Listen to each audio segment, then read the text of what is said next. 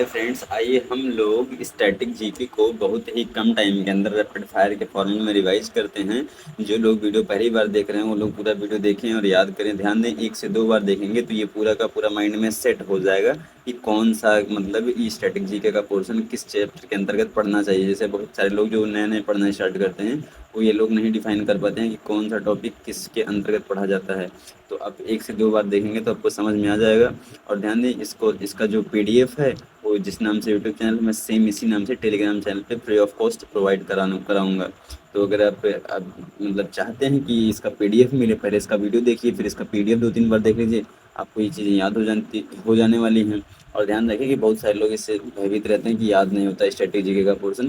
तो इससे दो यही उसका सबसे शॉर्ट और सोल्यूशन मतलब यही होने वाला है कि ज़्यादा से ज़्यादा आप उस वीडियो को बार बार रिवाइज करें, देखें तो याद हो जाएगा। जैसे हम लोग स्टार्ट करने वाले हैं इसमें स्टैटिक जीके को हम लोग पढ़ेंगे। और इसमें हम लोग पहला टॉपिक जो पढ़ने वाले हैं वो है शास्त्रीय नृत्य, क्लासिकल डांस जिसे बोलते हैं। तो बिना टाइम वेस्ट किए हुए स्टार्ट करते हैं। जैसे इसमें हम लोग कई चीज़ें पढ़ने वाले हैं, तो हम लोग देख लेते हैं पहले स्टैटिक जीके का पूरा पूरा सिलेबस क्या होने वाला है। तो सिलेबस में देखिए, फर्स्ट ऑफ ऑल हम लोग शास्त्रीय नृत्य पढ़ेंगे। जब शास्त्रीय नृत्य खत्म हो जाएगा तो इस शास्त्रीय नृत्य के कलाकार मतलब ये जो शास्त्रीय नृत्य होता है इसको करने वाले कौन कौन से हैं। तो उसके बाद यूनेस्को साइट पढ़ने वाले हैं, रामसर साइट, त्योहार और उत्सव, लोक नृत्य, वाद्य यंत्र, संगीत एवं चित्रकला, पुस्तकें और लेखक, खेल और मंदिर और घराने। तो इन सबको हम लोग देखने वाले हैं। और बाकी बचा हुआ जो टॉपिक है उसको भी आइए देखते हैं। मंदिर और घराने के बाद ये बच रहा है जो, उसमें है भारत के पड़ोसी देश, ये भी स्ट्रेटेजी के अंतर्गत आता है। दिन और दिवस, ध्यान रखें हर एग्जाम में इससे क्वेश्चन पूछा जाता है। राष्ट्रीय उद्यान, भारत के अंदर जितने भी राष्ट्रीय उद्यान हैं मैं आपको एक वीडियो में सिर्फ प्रोवाइड कर दूंगा कि भारत में कितने राष्ट्रीय उद्यान स्थित हैं, जो आप बहुत सारे जो मतलब वही सारे क्वेश्चंस होंगे जो किसी न किसी एग्जाम में पूछे गए होंगे। उसके बाद अंतर्राष्ट्रीय संगठन जैसे डब्ल्यूएचओ हुआ, यूनिसेफ हुआ, यूनेस्को हुआ, उसके बाद सेबी हुआ, मतलब जितने भी अंतर्राष्ट्रीय संगठन है उसको देखेंगे। फिर पुरस्कार जैसे नोबेल पुरस्कार है, भारत रत्न है, पद्म भूषण है, पद्म विभूषण है, इन सबको देखने वाले हैं। और बाकी बचा हुआ जो ऊपर के टॉपिक्स में नहीं आया उसको हम लोग विविध के अंतर्गत देखेंगे। मतलब ऐसा ना समझे कि कुछ इस ऊपर टॉपिक में नहीं लिखा गया है तो वो नहीं पढ़ेंगे, उसको हम लोग विविध के अंतर्गत देखने वाले हैं इस वाले पोर्शन के अंतर्गत। भयभीत ना हो, सारे के सारे वीडियो को देखते रहें कंटिन्यू, तो आपको बहुत सारी चीज़ें यहाँ मिलने वाली हैं। Free of cost video provide हो रही है, फ्री ऑफ कॉस्ट। ये मतलब कि ये पेड नहीं रहेगा, ये जो पीडीएफ में डालूंगा टेलीग्राम चैनल पे ये पेड नहीं रहेगा, फ्री ऑफ कॉस्ट रहेगा। तो देखते हैं शास्त्रीय नृत्य जो विधा है इसको हम लोग देखने वाले हैं सबसे फर्स्ट ऑफ ऑल। तो शास्त्रीय नृत्य की सबसे पहले चर्चा कहाँ मिलती है उसको देखते हैं। शास्त्रीय नृत्य के बारे में जानकारी भरत मुनि के नाट्य शास्त्र में मिलती है। मतलब कि जो नाट्य शास्त्र है ये एक बुक है जिसको भरत मुनि ने लिखा है, और इसमें शास्त्रीय नृत्य की चर्चा मिलती है। और इसे जो नाट्य शास्त्र है इसको 5वां वेद के रूप में जाना जाता है। मतलब अगर जैसे 4 वेद है ना, ऋग्वेद, सामवेद, यजुर्वेद, अथर्ववेद, तो 5वां वेद अगर कोई पूछे क्या है तो वो है नाट्य शास्त्र। उसके बाद नेक्स्ट है शास्त्रीय नृत्यों की कुल संख्या 8 है। मतलब भारत में अभी तक शास्त्रीय नृत्यों को जिनको मान्यता प्राप्त है उनकी संख्या 8 है। उसके बाद आगे है ये, मतलब इसमें थोड़ा सा मतभेद है। जैसे जो संस्कृति मंत्रालय के अनुसार ये 9 मानते हैं, शास्त्रीय नृत्यों की संख्या 9 है, और 9वां जो होता है ये छऊ को मानते हैं। लेकिन जो एग्जाम में पूछा जाता है वो संगीत नाटक अकादमी के हिसाब से पूछा जाता है। और यही वाला इंपॉर्टेंट है, अगर एग्जाम में अभी पूछ रहा है, जो अपकमिंग एग्जाम्स हैं उनमें ये पूछ रहा है तो उनमें आप 8 ही लगा करके आएंगे। और 8 मतलब ये माना जाता है कि शास्त्रीय नृत्य की संख्या 8 है। जो ये संगीत नाटक अकादमी है इसकी स्थापना 28 जनवरी 1953 ईस्वी में दिल्ली में हुई है। मतलब अगर पूछा जाए संगीत नाटक अकादमी का हेडक्वार्टर कहाँ है तो दिल्ली में है। और इस हेडक्वार्टर की स्थापना, जो संगीत नाटक अकादमी है इसकी स्थापना 1953 में हुई थी। नेक्स्ट है, छऊ को अर्थशास्त्रीय नृत्य भी कहा जाता है। मतलब छऊ को अर्थशास्त्रीय नृत्य के रूप में भी जाना जाता है। कहने का मतलब ये है 9वां, जैसे संस्कृति मंत्रालय यहाँ आपने देखा ना अभी यहाँ दिया है, नौ जो संस्कृति मंत्रालय है उस 9वां छऊ को मानते हैं। यहाँ यहाँ लिख रखा है इन्होंने, 9वां जो है ये छऊ को मानते हैं। तो छऊ जो होता है इसे अर्थशास्त्रीय नृत्य के रूप में भी जाना जाता है। मतलब कि इसे इसे यूनेस्को की अमूर्त सूची में 2010 में शामिल किया गया है। ये इसके 3 प्रकार हैं। जो छऊ है ये छऊ मतलब यूनेस्को में शामिल है। और यूनेस्को में शामिल है। तो ये छऊ 3 प्रकार का होता है। तो कौन-कौन से 3 छऊ हैं, आइए उसको देख लेते हैं। पहला है मयूरभंज छऊ, ये ओडिशा में होता है। दूसरा है सरायकेला छऊ, ये झारखंड में होता है। सरायकेला ब्रांच है जो झारखंड में होता है। और 3 नंबर वाला जो है वो है पुरुलिया छऊ, ये पश्चिम बंगाल में होता है। ऑप्शन इस तरह से देगा कि इसमें से कौन सा एक नृत्य है जो यूनेस्को की सूची में शामिल है, तो आप वहाँ लगाएंगे छऊ जो है ये यूनेस्को में शामिल है। उसके बाद नेक्स्ट आइए हम लोग देखते हैं जो 8 शास्त्रीय नृत्य हैं वो कौन कौन से हैं। ध्यान रखिए मोस्ट इंपॉर्टेंट है, कई सारे एग्जाम्स में ये पूछा गया है। तो जो ये होता है शास्त्रीय नृत्य है, ये भरतनाट्यम, सबसे पुराना यही है भरतनाट्यम। ध्यान रखें सबसे पुराना अगर पूछा जाए सबसे पुराना शास्त्रीय नृत्य कौन सा है, तो ये भरतनाट्यम में है। और भरतनाट्यम है जो कि तमिलनाडु में मतलब होता है, ये तमिलनाडु का शास्त्रीय नृत्य है भरतनाट्यम। सेकंड वाला है ओडिसी, तो ये ओडिशा स्टेट में होता है ओडिसी। उसका थर्ड वाला है मणिपुरी, मणिपुरी मणिपुर में होता है। ध्यान रखें मतलब जो नाम आ रहा है सेम सेम वही है, तो नाम याद करने में आसानी होगी। मणिपुरी मणिपुर का है, ओडिसी उड़ीसा का है, भरतनाट्यम एक तमिलनाडु का है। और जो कुचिपुड़ी है ये आंध्र प्रदेश का होने वाला है। ध्यान दें कुचिपुड़ी आंध्र प्रदेश। कथक उत्तर प्रदेश, कथक इंपॉर्टेंट है, कई सारे एग्जाम्स में पूछा जा चुका है। कथक के बाद उसके बाद आइए हम लोग देखते हैं कथकली, तो ये केरल का है। और मोहिनीअट्टम और कथकली ध्यान दें ये दोनों के दोनों केरल के होने वाले हैं। कथकली और मोहिनीअट्टम ये इम्पोर्टेंट है। ये केवल ये मतलब केरल राज्य ऐसा है जिसके 2 शास्त्रीय नृत्य हैं, ये इम्पोर्टेंट है। कथकली और मोहिनीअट्टम दोनों के दोनों केरल के होने वाले हैं। जबकि कथक की अगर बात करी जाए, जो कथक है ये उत्तर प्रदेश का है। ध्यान दें कथक और कथकली दोनों अलग अलग है। अगर कथक है तो उत्तर प्रदेश, लेकिन कथकली है तो केरल होने वाला है। उसके बाद 8वां जो है सबसे पुराना सबसे जो नया वाला है वो ये है सत्रिया, जो कि असम का है। सत्रिया ये असम स्टेट का है और सबसे नया 2000 ईस्वी में ये जुड़ा है। मतलब 2000 ईस्वी में इसे मान्यता मिली है कि ये भारत का 8वां शास्त्रीय नृत्य होने वाला है।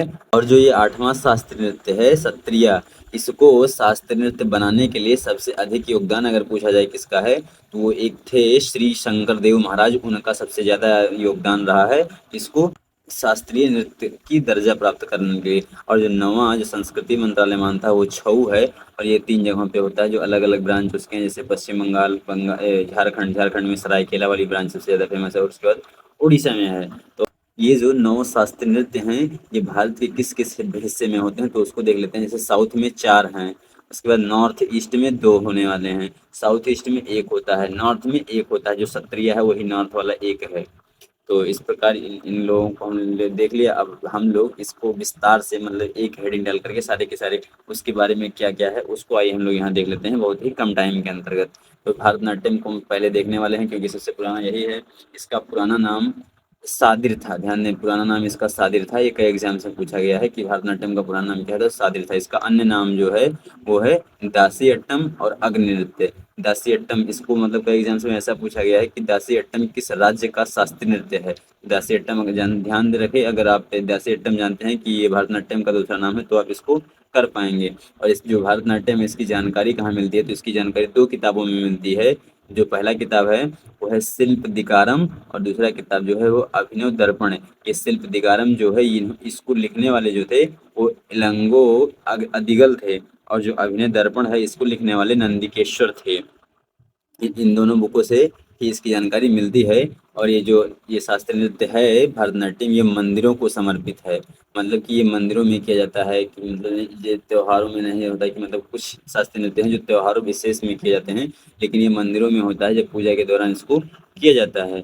सेकंड वाला आइए हम लोग देखते हैं ओडिसी, जो कि उड़ीसा स्टेट का शास्त्रीय नृत्य है।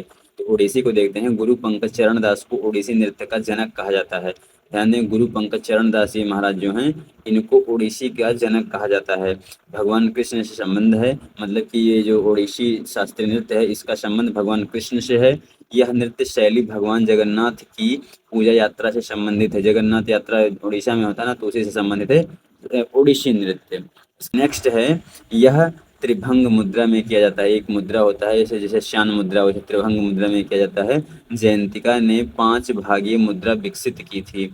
इसे ओरिली भी कहा जाता है। यानी इसका दूसरा नाम ओरिली है। इसकी शुरुआत मंगलाचरण और अंत मोक्ष पर होता है। मतलब कि ये 2 स्टेप हैं इसके। इसकी अगर स्टार्ट की जाएगी तो मंगलाचरण होगा, लेकिन अगर अंत किया जाएगा तो वो मोक्ष पे होता है। तो ये मंगलाचरण और मोक्ष क्या है, इसको आइए देख लेते हैं। मंगलाचरण का मतलब पृथ्वी माता को पुष्प अर्पित की जाती है, और मोक्ष जो होता है वो थरिझम नृत्य से संबंधित है। और पखावज अक्षरों का प्रयोग होता है इसमें, इस नृत्य को समाप्त करने के लिए किया जाता है ये। उसके बाद नृत्य के उदाहरण हैं उदयगिरी, खंडगिरी, गुफा, ये इसके एग्जाम्पल हैं। नेक्स्ट है मुख्यतः जो मतलब इसको जो करने वाले होते हैं मुख्यतः महरियों द्वारा इसे किया जाता है। और नृत्यांगनाएं शरीर में जटिल ज्यामितीय पैटर्न बनाती हैं, इसे सचल मूर्ति कहा जाता है। यानी मतलब सचल मतलब चलती हुई मूर्ति इसका मतलब होता है। यह नृत्य जल तत्व का प्रतीक है। अगर मतलब पूछा जाए कि नृत्य जो ओडिसी नृत्य है किसका प्रतीक है, तो ये जल तत्व का प्रतीक जल तत्व का प्रतीक होने वाला है। उसके बाद इसका इसके प्रयोग में क्या किया जाता है, तो वाद्य यंत्र मजीरा, पखावज, ढोल, सितार, ये यूज किया जाता है ओडिसी नृत्य करते हुए। नेक्स्ट आइए हम लोग थर्ड नंबर पे देखते हैं मणिपुरी, जो कि नॉर्थ इंडिया का था। मणिपुरी तीसरे नंबर पे है। यह वैष्णव संप्रदाय से संबंधित है। ये वैष्णव संप्रदाय साउथ इंडिया में पाए जाते हैं, वहाँ का है ये, स्पेशल है। यह वैष्णव संप्रदाय से संबंधित है। भगवान श्री कृष्ण के बाल्यकाल की कहानियां इसमें दर्शाई जाती हैं। इसकी तीन प्रमुख शैलियां हैं, और तीनों प्रमुख शैलियाँ इसकी इम्पोर्टेंट हैं। सबसे मोस्ट इम्पोर्टेंट इसकी चीज़ें हैं, तीनों प्रमुख शैलियाँ जो लाई हरोबा, संकीर्तन और रासलीला होता है। रासलीला जो होता है इसमें राधा और कृष्णा थीम पर आधारित होता है। मतलब जो रासलीला का ये नाटक किया जाता है, नाटक के विधा पर आधारित है। तो इसमें जो मतलब इसका जो पूरा पूरा प्रोसेस होता है उसमें राधा और कृष्ण की बाल लीलाओं पर आधारित है ये रासलीला। नेक्स्ट है मणिपुर नृत्य रासलीला को पहली बार 1779 में निंगथो चिंगथांग खोम्बा ने शुरू किया था। नेक्स्ट है जवाहरलाल नेहरू मणिपुर नृत्य अकादमी, मणिपुर 1955 में इसकी स्थापना किए थे। ये मणिपुर में है, और ये इम्फाल मतलब कि जो इसकी मणिपुर की राजधानी है इम्फाल, यहाँ पे ये सिचुएटेड है, जवाहरलाल नेहरू मणिपुर नृत्य अकादमी।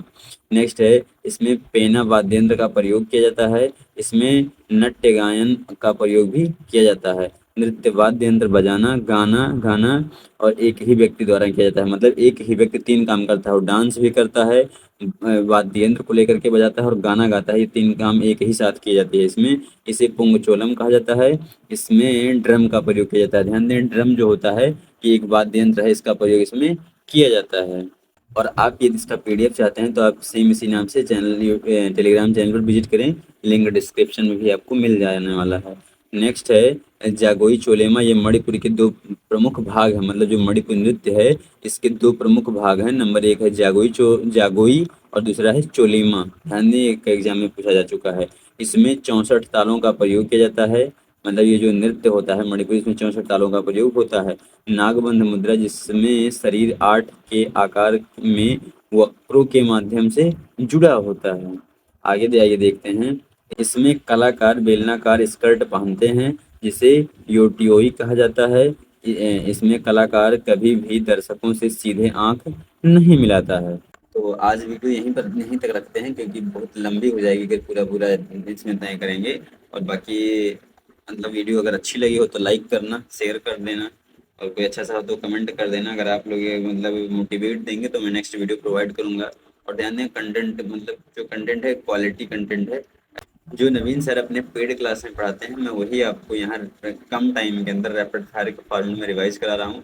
तो आप मतलब जो लोग वीडियो को दूसरी बार देख रहे हैं वो लोग 2x के स्पीड पे करके धड़ाधड़ पूरी सनसनी निगाहों से अपना निकाल दें, जिससे उन्हें मतलब रिवाइज हो जाएगा और लंबे समय तक उन्हें भूलेंगे नहीं। तो तब तक के लिए धन्यवाद। वीडियो अच्छी लगी हो तो लाइक करना, शेयर करना।